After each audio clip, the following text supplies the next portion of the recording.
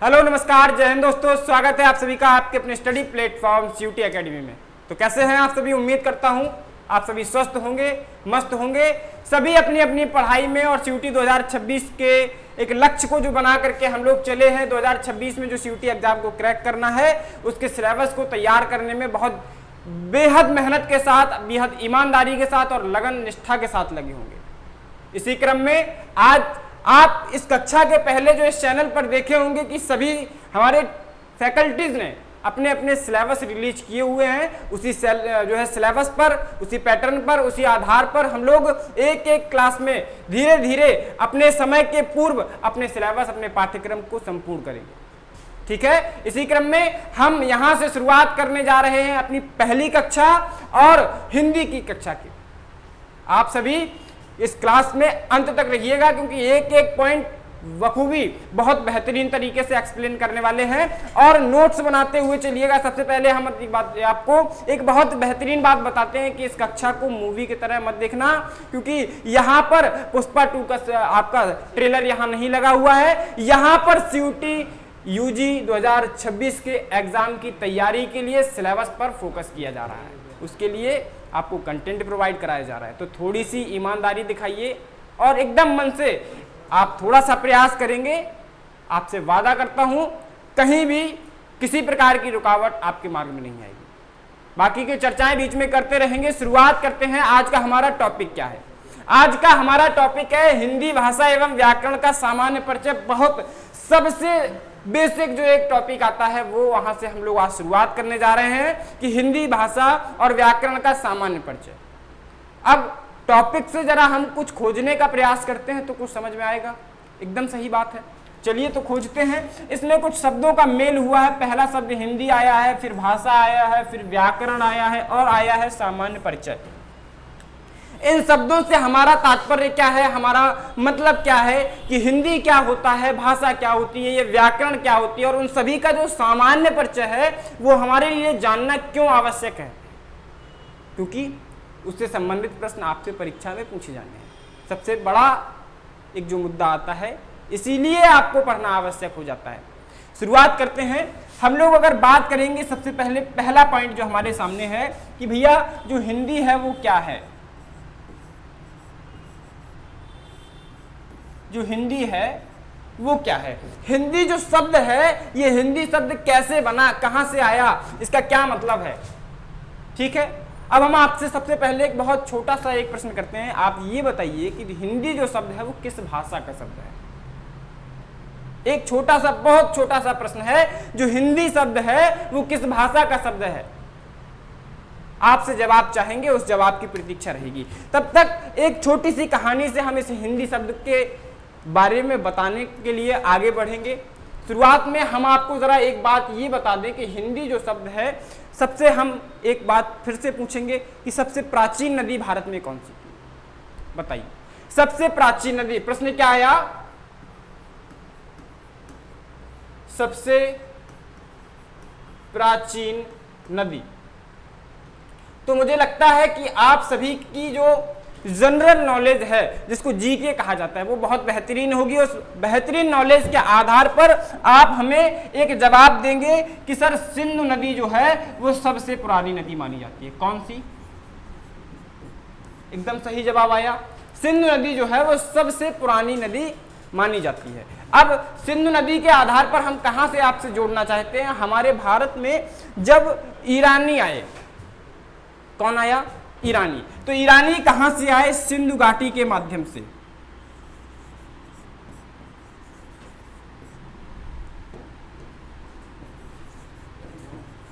सिंधु घाटी के माध्यम से हमारे यहां जो ईरानी आए हैं, ठीक है, कौन आया? ईरानी आए।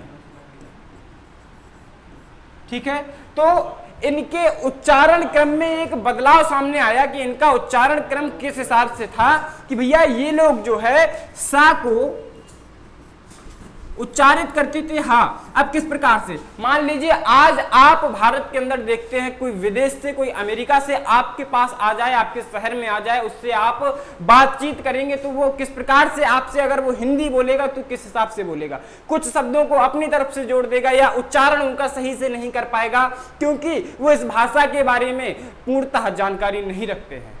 ठीक है, तो जैसे नमस्ते करके ऐसे करके बोलते हैं, तो मतलब कुछ शब्दों का, कुछ वर्णों का अंतर होता है। ठीक है, अब उसी जो है उसी के अनुसार हम लोग देखेंगे कि ईरानी जो है, इनकी भाषा में एक परिवर्तन था कि भैया सा को ये हा बोलते थे, और ये अगर पा का उच्चारण करें या फिर फा का उच्चारण करें, दोनों का उच्चारण करते थे तो उच्चारण में हमसे जो है हमेशा पा ही उच्चारित होता था। क्या उच्चारित होता था? पा ही। ये लोग अगर ता का उच्चारित करें, ये लोग अगर दा उच्चारित करें या धा उच्चारित करें, तो ये दा और धा दोनों के उच्चारण में दा ही निकलता था। ठीक है, अब हम बात करते हैं भैया इन सब चीजों को जानने के बाद अब हम लोग देखेंगे एक और ता और था का उच्चारण जो होता है, इसके उच्चारण में भी आप समझ गए होंगे कि ता ही निकलता। ये इनका थोड़ा सा उच्चारण क्रम जो है वो विपरीत था, ये उल्टा था या फिर इस प्रकार से था। ठीक है, अब ईरानियों की जो भाषा थी वो कौन सी थी? फारसी भाषा थी। ईरानियों की एक भाषा है, जो भाषा का वो प्रयोग करते थे, उस भाषा का नाम है फारसी। अब फारसी भाषा को इनके अनुसार अगर देखा जाए तो ये लोग फा को क्या उच्चारित करते थे भैया? पा उच्चारित करते थे। ठीक है, तो इनके अनुसार उस भाषा को ये लोग क्या कहे? पारसी भाषा। इन दोनों शब्दों से आप बखूबी परिचित होंगे, क्योंकि 12वीं कक्षा हम लोग पास आउट कर चुके हैं, और नहीं कर चुके हैं तो 12वीं कक्षा में है इतिहास हम लोग बहुत अच्छे से पढ़े हैं, और ये बहुत छोटे छोटे से शब्द हैं जिनके बारे में हम लोग बचपन से अपने आसपास के वातावरण में सुनते चले आ रहे हैं। ठीक है, अब बात करते हैं हम लोग, जो सिंधु था उसको ये ईरानी क्या बोलने लगे। ठीक है, क्योंकि भैया सा को इन्होंने हा बोला। ठीक है, तो सा को जब हा बोला तो यहां पर क्या हो गया? एक उच्चारण में हिंद, और दा और धा के उच्चारण में हमेशा क्या निकलता था? दा निकलता था। ठीक है, तो क्या उच्चारित हुआ? सिंधु को इन्होंने हिंदू शब्द कहना प्रारंभ कर दिया। क्या कहा? सिंधु को हिंदू उच्चारण किया। अब सिंधु को हिंदू उच्चारण किया, यहां पर इसका अध्यात्म क्या है? इसमें अपने वैदिक चीजों में क्या हिसाब से हम लोग हिंदू शब्द की उत्पत्ति मानते हैं, इससे मतलब नहीं है, लेकिन एक इस इतिहास के कारण, इस इतिहास के वजह से हिंदू शब्द की जो उत्पत्ति है वो यहां से मानी जा रही है। ठीक है, हिंदू शब्द की उत्पत्ति मानी गई यहां से। अब इन्होंने, जो ईरानी थे, इन्होंने एक बात कही कि हिंदू जो है, ठीक है, ये सिंधु जो है हिंदू नदी के जो पश्चिम में प्रवासी निवास करते हैं, यानी हम लोग, ठीक है, सिंधु घाटी के पश्चिम में, यानी हम लोग जो निवास करते हैं वो क्या हुए? वो इन्होंने कहा वो हो जाएंगे हिंदू। कौन हो जाएगा भैया? थोड़ा सा यहां लिखते हैं, कौन हो जाएगा? वो हिंदू। ठीक है, हम लोग क्या कहलाए फिर इनके हिसाब से?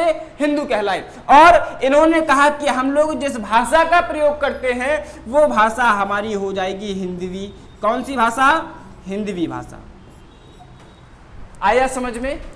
हिंदवी भाषा मतलब इन्होंने कहा कि जिस भाषा का हम प्रयोग करते हैं वो भाषा हिंदवी है। ठीक है, हिंदवी भाषा के बाद थोड़ा सा शब्दों में अपघटन फिर से प्रारंभ हुआ। शब्दों को अपघटित होते होते एक जो हिंदवी शब्द से अंत में शब्द बनता है वो होता है हिंदी।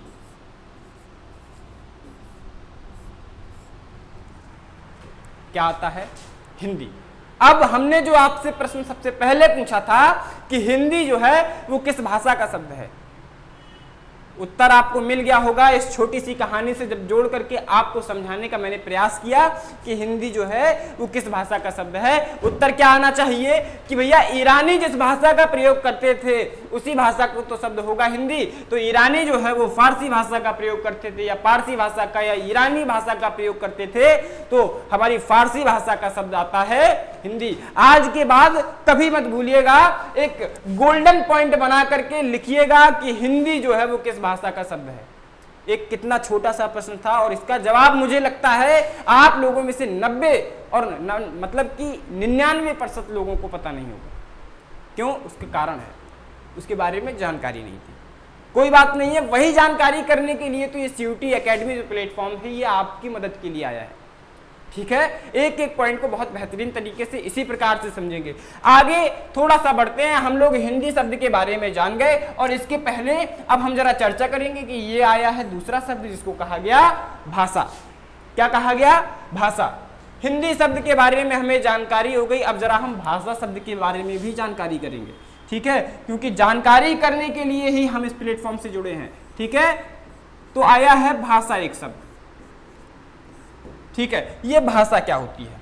हम आपसे पूछते हैं ये भाषा होती क्या है, तो साधारण से शब्दों में आप बोलेंगे जो हम बोल रहे हैं वही भाषा है। आप थोड़ा सा एक प्रॉपर वे में अगर इसको बोलेंगे, सही क्रम में बोलेंगे तो थोड़ा सा अंतर आएगा चीज़ों में, लेकिन हाँ मतलब यही है कि जो हम बोल रहे हैं वही भाषा है। ठीक है, अब थोड़ा सा यहाँ समझिएगा, मुख्य जो बिंदु आते हैं, उत्पत्ति जो है वो कैसी हुई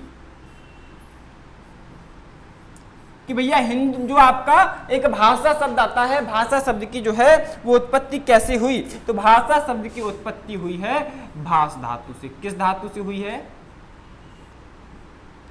ये जो धातु है इस धातु से, इस धातु रूप से, किससे? इस धातु से भाषा शब्द की उत्पत्ति हुई है और इस भास का अर्थ होता है प्रकट करना। क्या प्रकट करना भैया? क्या अर्थ होता है? प्रकट करना। आप एक बात बताइए, मनुष्य जो है, हम आपसे कहें कि आप एक अपने जैसा ही दूसरा व्यक्ति बनाकर अपने बगल में खड़ा कर लीजिए, क्या ये संभव है? आप बताइए। हम आपसे कहें आप थोड़ा सा प्रयास करिए, थोड़ा सा कुछ ऐसा काम करिए कि एक जैसी दो बिल्डिंगें एक साथ बना दिए अपने किसी क्षमता के आधार पर, ऐसा संभव है? क्या आप जादूगर सिकंदर हैं?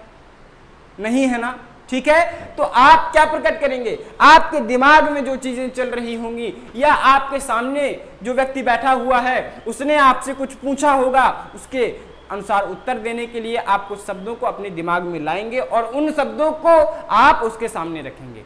क्या प्रकट किए आपने? अपने मन के भाव या जिसको कहें विचार। क्या कहें? मन के भाव या विचार। अब हम आपसे पूछते हैं व्यवस्थित परिभाषा क्या होगी? लिख लीजिएगा भाषा की परिभाषा। भाषा की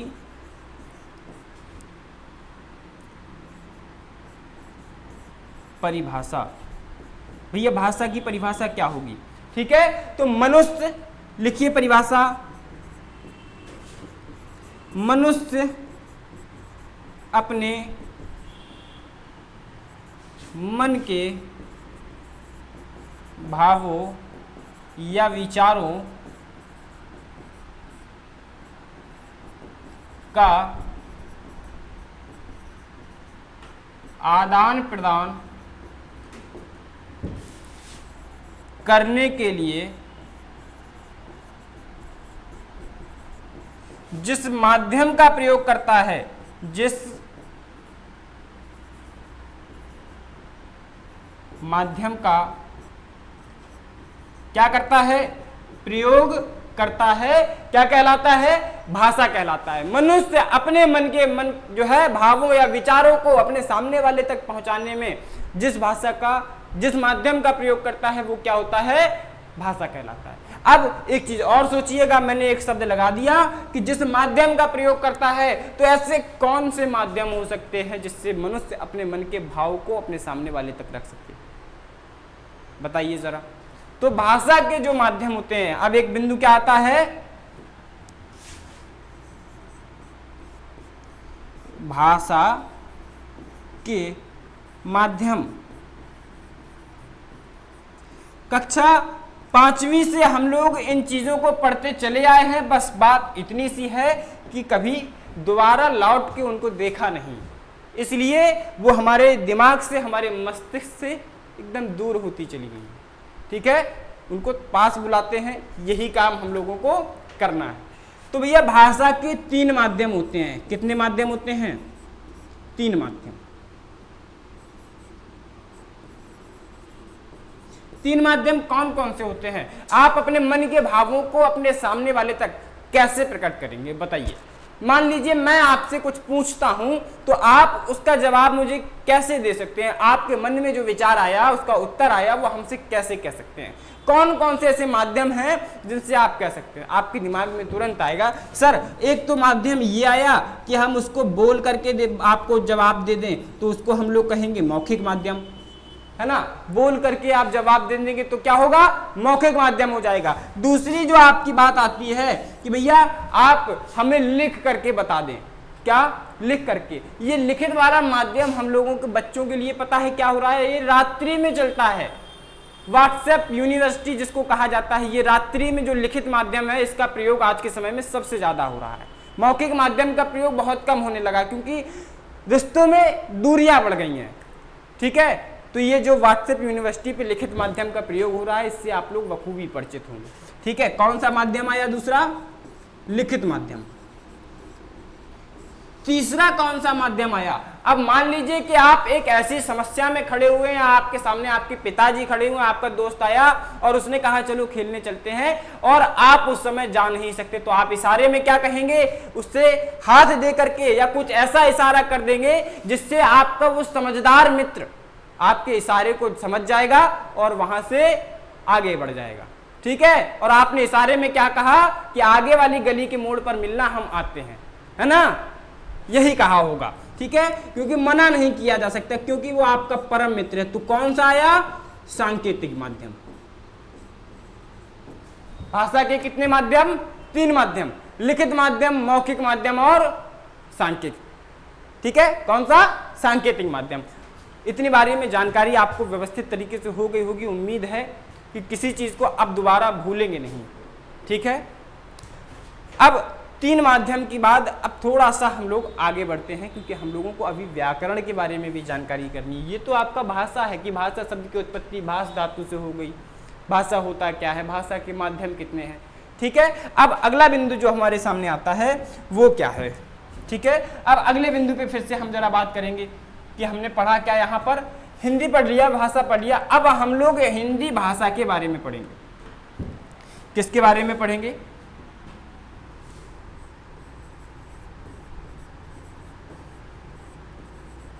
अब हम लोग हिंदी भाषा के बारे में पढ़ेंगे कि भैया हिंदी पढ़ लिया, भाषा समझ गए, अब ये हिंदी जो भाषा है वो क्या है, हिंदी भाषा का जन्म कैसे हुआ, हिंदी भाषा की उत्पत्ति कैसे हुई। ठीक है, अब हम आपसे एक प्रश्न फिर से पूछते हैं, जरा बताइएगा कि सबसे प्राचीन भाषा कौन सी है?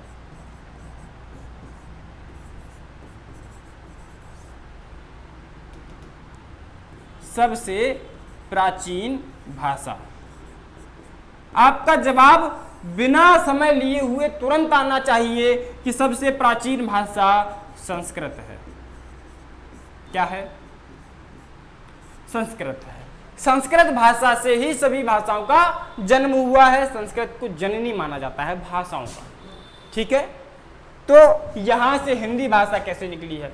सबसे प्राचीन जो भाषा आई है वो आई है संस्कृत।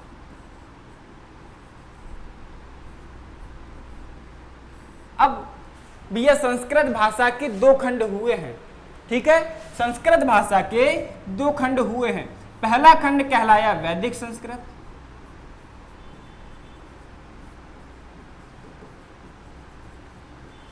और दूसरा खंड कहलाया लौकिक संस्कृत।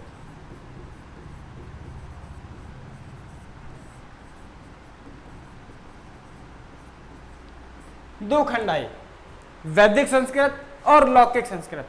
और अंतर क्या है वैदिक संस्कृत और लौकिक संस्कृत में? अंतर इतना है कि भैया जो हमारे वेद लिखे गए, जो हमारे पुराण लिखे गए, जो हमारे उपनिषद लिखे गए, वो सारी कौन सी संस्कृत भाषा में लिखे गए? वैदिक संस्कृत भाषा में। ये क्लिष्ट भाषा होती है। आप इस चीज को समझिएगा कि हम लोग एक अपरिचित व्यक्ति से बात करें और एक अपने संबंधी से बात करें, यानी मित्र से बात करें, तो अपरिचित व्यक्ति से बात करने का लहजा अलग होता है, शब्दों का क्रम अलग होता है। हम लोग अपने मित्र से तो गाली देकर भी बात कर लेते हैं, कभी नाम लेकर के तो बुलाए नहीं होंगे, या तो उनके पिताजी के नाम से अपने मित्र को संबोधित करते हैं या गाली देकर संबोधित करते हैं। ठीक है। तो ये क्रम होता है कि भैया हम अपरिचित व्यक्ति से वैसे नहीं बोल सकते, उससे एक एजुकेटेड पर्सन की तरह, मतलब कि आप अपनी शिक्षा को दर्शाते हुए बात करते हैं, ठीक है, आप समझदारी दिखाते हुए बात करते हैं, ठीक है। तो ये होता है कि भैया हम लोग एक जो लिखित माध्यम से हम लोग जो अपरिचित व्यक्ति से, यानी जो हमारे गुरुवर थे वो हमारी वैदिक संस्कृत भाषा का प्रयोग करते थे, और उस समय में जो रचनाएं हुई हैं, आपके जितने भी वेद लिखे गए हैं, पुराण लिखे गए हैं, और आपके कितने वेद हैं बताइए जरा, 4 वेद हैं, 18 पुराण हैं, ये क्या हैं, 4 वेद 18 पुराण, ये किस भाषा में लिखे गए, ये वैदिक संस्कृत भाषा में लिखे गए, उपनिषद आपके वैदिक संस्कृत भाषा में। लेकिन एक अंतर आया कि भैया ये जो वैदिक संस्कृत है ये जन सामान्य को समझ में नहीं आई। क्यों? क्योंकि ये क्लिष्ट भाषा होती थी, थोड़ी सी कठिन होती थी बोलने में, इनका उच्चारण और इनकी व्याकरण भी क्लिष्ट होती थी, ठीक है। तो धीरे से उनका खंडन हुआ, धीरे से उन शब्दों को लोगों ने तोड़ करके बोलना चालू कर दिया, और वो क्रम एक लंबे अंतराल के बाद एक दूसरी भाषा के रूप में प्रचलित हो गया। कौन सा? फिर जनसाधारण के लिए एक खंड करके आया कि लौकिक संस्कृत भाषा। अब आप अगर बात करेंगे कि रामायण जो आपकी वाल्मीकि जी ने लिखी, और जो महाभारत काव्य की रचना, ठीक है, किस काव्य की?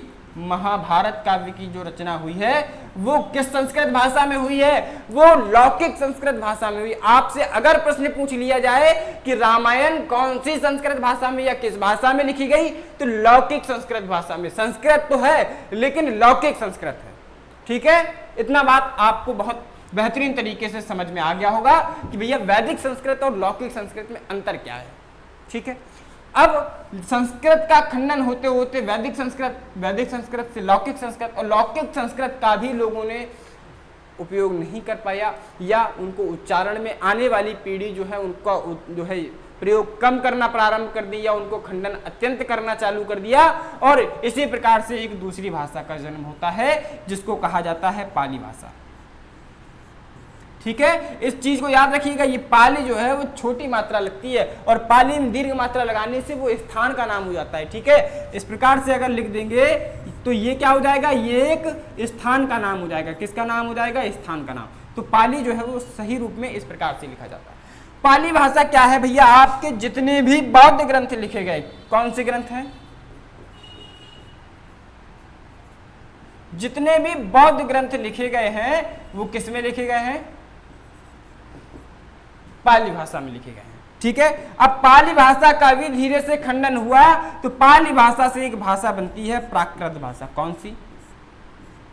प्राकृत भाषा। अब प्राकृत भाषा क्या है कि भैया जितने भी आपके जैन ग्रंथ लिखे गए हैं, कौन से? जैन ग्रंथ लिखे गए, वो किस भाषा में लिखे गए? वो प्राकृत भाषा में लिखे गए। अब अगर बात करते हैं कि भैया प्राकृत भाषा का भी अपघटन हुआ, भाषाओं का लगातार अपघटन होता चला आ रहा है और आगे भी होता चला जाएगा। हम लोग हिंदी भाषा में भी कई शब्दों को तोड़ करके बोलना प्रारंभ कर दिए हैं और काफी लंबे समय से बोलते चले आ रहे हैं। तो यही हुआ है परिणाम कि हिंदी भाषा को भोजपुरी भाषा, बुंदेलखंडी भाषा, मराठी भाषा, गुजराती भाषा, इन सारी भाषाओं में वर्गीकृत होना पड़ा क्योंकि शब्दों का विखंडन हुआ, ठीक है। आगे बात करते हैं कि प्राकृत भाषा का जब खंडन हुआ तो वो अपभ्रंश भाषा के रूप में सामने आई। अपभ्रंश भाषा के रूप में सामने आई। अपभ्रंश भाषा का जब खंडन हुआ, अब अंत में सर हिंदी के बारे में आप बता रहे थे, तो हिंदी जो है वो अपभ्रंश भाषा से खंडित होकर के उत्पन्न, ठीक है, हिंदी भाषा से खंडित होकर के उत्पन्न हुई। अब आपसे एक थोड़ा सा पॉइंट इस नोट बना करके लिखिएगा कि भैया अपभ्रंश भाषा का एक खंड आता है जिसको कहते हैं सौरसेनी अपभ्रंश। क्या कहते हैं? सौरसेनी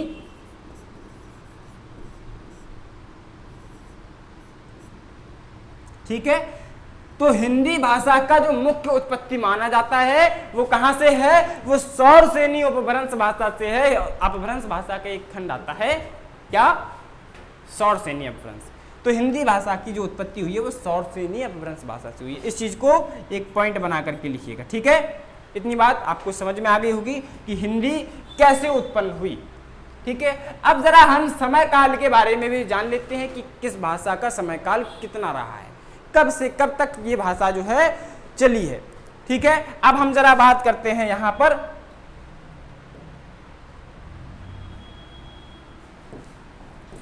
चलिए, वैदिक संस्कृत भाषा का कब से कब तक काल रहा? वैदिक संस्कृत भाषा का देखिए, एक काल का अगर याद कर लेंगे, एक भाषा का अगर काल का याद कर लेंगे, ऐसी ट्रिक आपको बता रहे हैं कि बाकी फिर सभी भाषाओं का आपको याद करने की आवश्यकता नहीं पड़ेगी, क्योंकि वैदिक संस्कृत का जो काल रहा है वो 1500 ईसा पूर्व से 1000 ईसा पूर्व तक रहा। कब से कब तक रहा भैया? इसको थोड़ा सा मिटा देते हैं। 1500 ईसा पूर्व से 1000 ईसा पूर्व। ईसा पूर्व में मतलब समझते हैं कि भैया 1500 से 1000 पे आ गए। क्रम तो बढ़ना चाहिए, समय तो बढ़ना चाहिए, लेकिन ये तो कम होता चला गया। ये अंतर होता है ईसा पूर्व में और ईसवी में। किसमें? ईसवी में। कि भैया ईसा पूर्व जो होता है वो घटते हुए क्रम में चलता है, ईसवी जो होता है वो बढ़ते हुए क्रम में चलता है। अगर आप सामान्य ज्ञान के बारे में जानकारी रखते हैं तो एनो डोमिनी और बिफोर क्राइस्ट आपने पढ़ा होगा। ईसा के जन्म के पूर्व की जो गणना हुई है वो घटते क्रम में हुई है, और ईसा के जन्म के ईसा के मृत्यु के बाद का जो समय है वो कब हुआ? वो बढ़ते हुए क्रम में चला गया। तो ईसा पूर्व मतलब हो गया कि भैया 1500 ईसा पूर्व से लेकर के 1000 ईसा पूर्व तक वैदिक संस्कृत का काल चला। अब हम बात करते हैं एक पॉइंट जो आपको बता रहे थे कि एक भाषा के बाद दूसरी की याद करने की आवश्यकता नहीं होती है। तो ये लिखिएगा कि एक भाषा को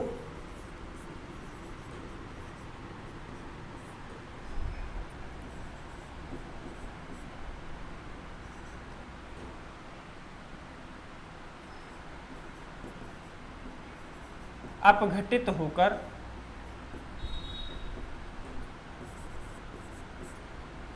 दूसरी भाषा